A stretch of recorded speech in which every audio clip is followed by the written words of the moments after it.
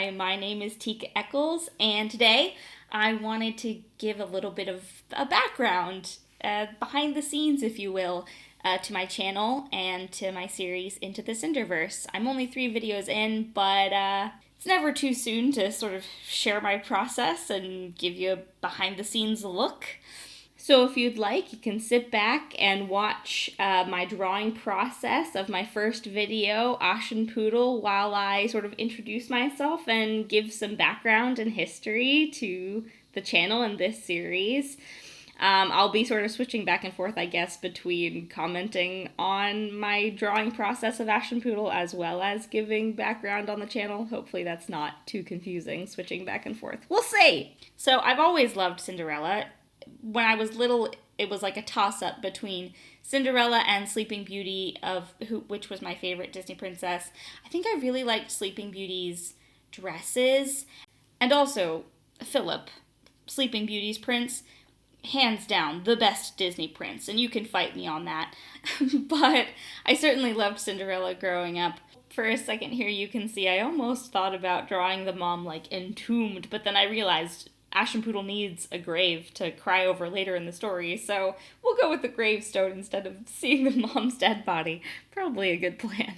And as I got older, I loved basically any version I came across. I loved the movie Ever After when I was little. I loved Rodgers and Hammerstein's Cinderella. Saw multiple versions of that when I was little. And I also loved the book Ella Enchanted. I would listen to the audiobook basically on repeat. Cinderella has been dear to my heart since childhood.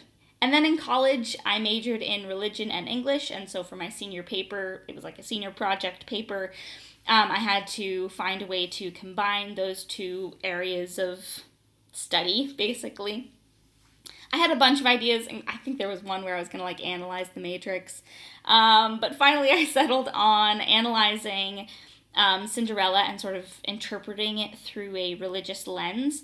And researching for that paper really made me realize how many versions of Cinderella there are out there, and just the sheer scope of not only versions of Cinderella, but scholarly sort of research that is around Cinderella, which I instantly loved it.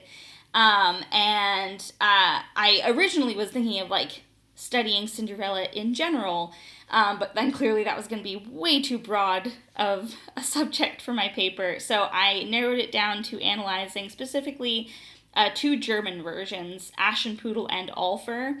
I definitely want to cover Alfer one day on this channel. Yeah, it's a really good one. But if you want to know more about my senior paper, I actually have a recording of my presentation on the channel, so you can check that out if you want to learn more about that.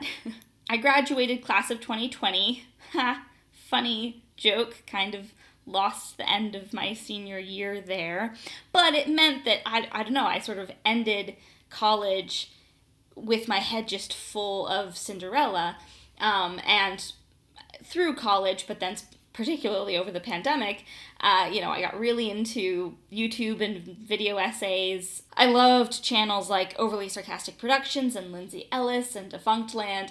In fact, one of my classes in college, we studied Beowulf, and that was how I first discovered Overly Sarcastic Productions, because I really didn't want to read the text, and their summary was very helpful for passing that day's quiz, so it was great.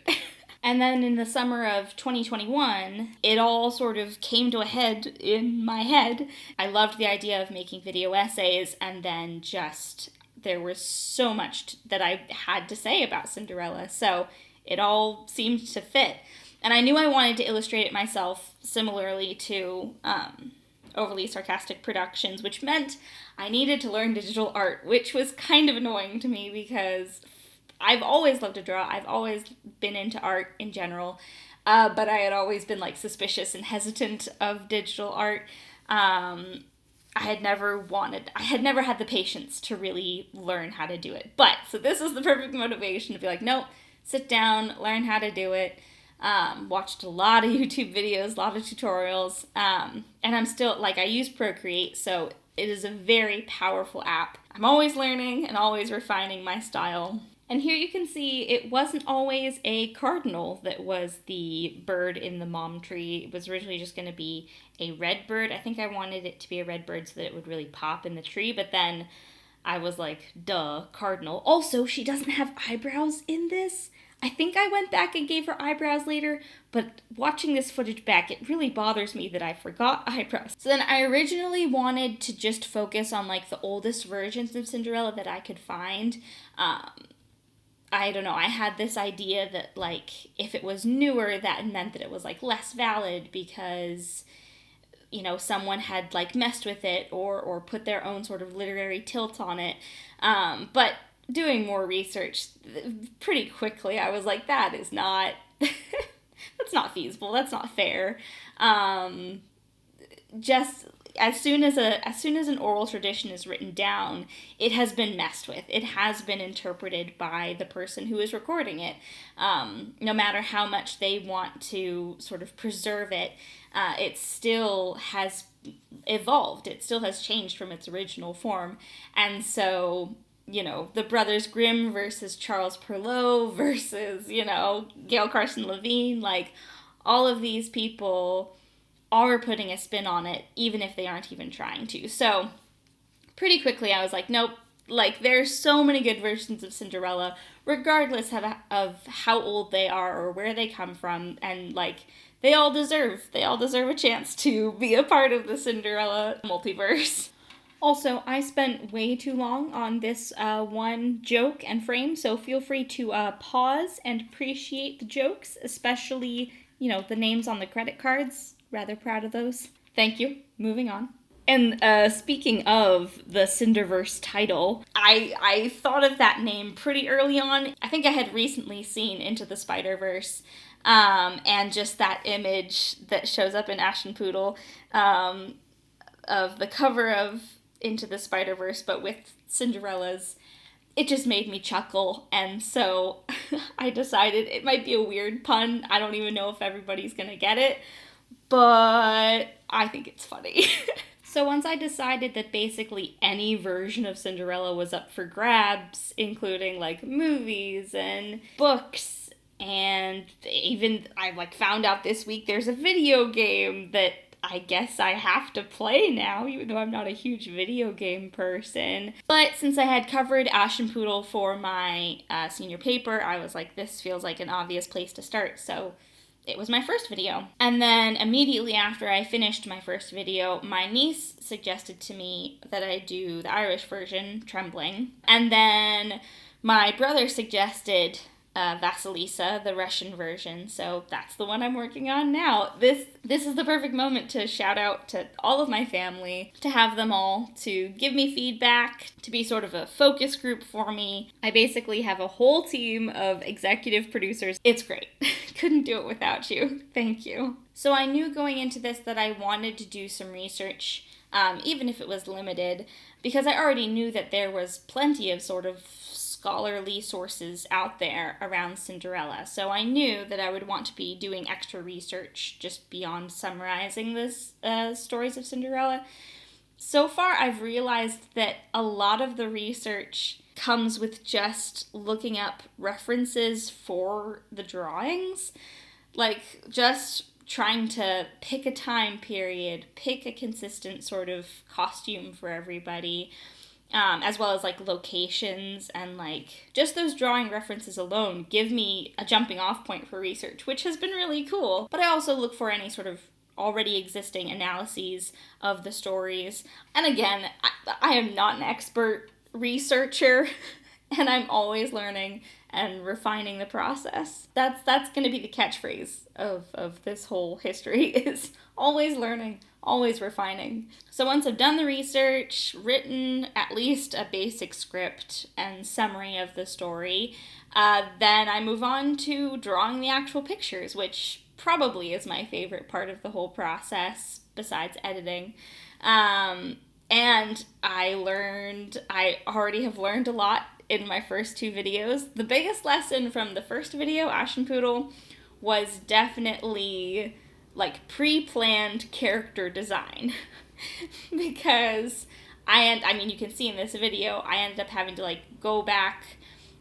I'd have to go back to the previous frame to be like, what color was that person's, what color was that person's dress, or how did I do their hair, or like I didn't have like a basic character design that I was working off of. I was just sort of making it up as I went along. And I realized, like, she wears 3 dresses. She goes to the ball 3 times, and so I needed 3 different dresses, and I didn't even think about that when I designed the first one. So then when I went to design the second one, I was like, shoot, I have to come up with something, like, I want it to be totally different, so I have to come up with another. So, long story short, the lesson was to make sure I had a plan for each character, to make them look different, to make sure they had all of the outfits that they needed, and that ended up helping so much with the Trembling drawings. So I did a slightly different style for Trembling, a mix of sort of sketchy cartoons versus like full color pictures. And I liked that, but it was a lot of work. So I don't know if I'm going to do that style again, at least not to that scale. But not only does Trembling have 3 different outfits, but also her sisters wear those same outfits at different times. And so it helped a lot to like know what the outfit looked like before even drawing anything. So that was the good lesson from that. I also learned a lot about color coordination and how to make characters look distinct and, give characters different colors. Color coding can help a lot with distinguishing characters, not only for the audience, but for me drawing them. But really the biggest lesson that I learned from doing Trembling was time management and like just being okay with things not being perfect. I think I spent way too much time on like the backgrounds for that video. They look beautiful and I'm really proud of them. Like I'm proud of that video, but I got kind of burnt out there at the end trying to do like the same level of detail on all of the pictures. And so I think, just finding that balance between what looks good and, if the frame is only going to be on screen for a second, I should not be putting this much detail into it, or whatever the case may be. Another fun thing about the drawing process is I find jokes or visual jokes while drawing. Like you saw, I was thinking about her having to do like a magical twirl to get into her dress, but I couldn't get the twirl to look right. It just ended up looking super weird and mushy. So I was like, what if there's just a curtain that the bird pulls out for her to get dressed behind? And then it became a visual joke for the video. So I really like that, being able to have a script that has jokes in it, but then also be like, hey, here's a visual gag for this moment as well. So then the Hey Cinderella video was an entirely different ball game because I was working from a pre-existing movie and knew that I would be using clips from the movie instead of drawing it myself. And I really hit a writing wall when I was trying to write the script and the summary. I think I was spending way too much time on sort of the Muppet history, because, that's a subject that I absolutely love, and I'm still thinking about making a video on the sort of Muppet history side of things. But it was really bringing down the energy of the Hey Cinderella video, and I was also struggling with the summary of the movie. I was trying to, catch every single detail and trying to include all of the funny jokes. And so I really had to let go of that and be like, nope, I'm not trying to replace, that's the problem, is that I'm not trying to replace the movie. I'm not commenting on every moment of the movie. Oh my goodness, I had totally forgotten this, but I apparently sketched in a beard for the prince originally. The prince was gonna have a beard. See, this is why pre-planning character design is very important.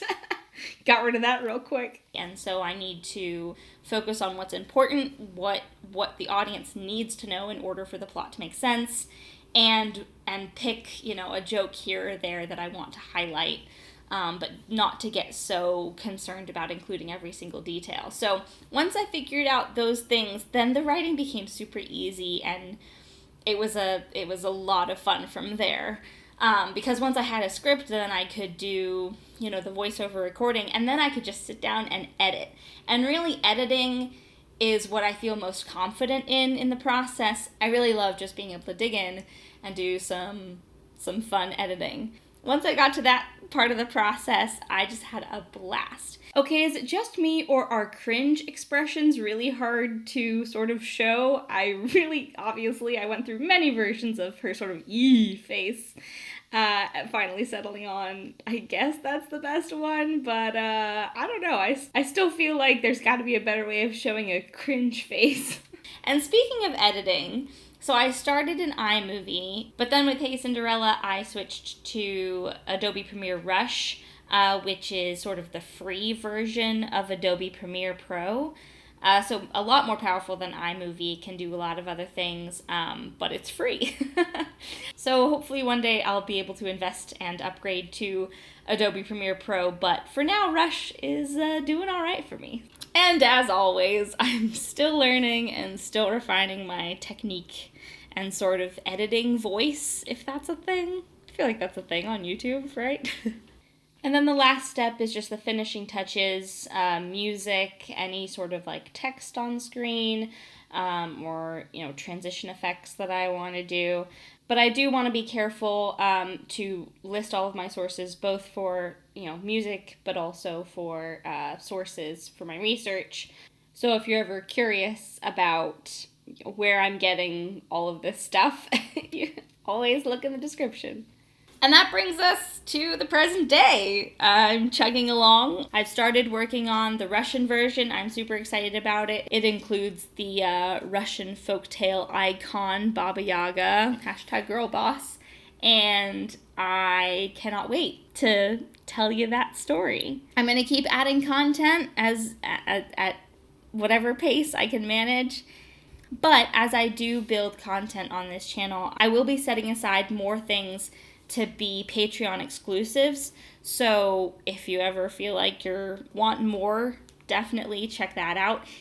At this point, my Patreon is a choose what you pay page. I don't know what you call it. I'm new to Patreon. I'm always learning and refining. But for sure, check that out. I want to be putting more stuff up there and making sure that it stays active. I'm super grateful that the channel gained some new subscribers after my Hey Cinderella video, so thank you to my new subscribers. Welcome to the channel. Hope you like it. And I hope everyone enjoyed this sort of, behind the scenes, watching the drawing process video. This feels like an odd note to end on, the axe, but I'll see you in the next video. Bye!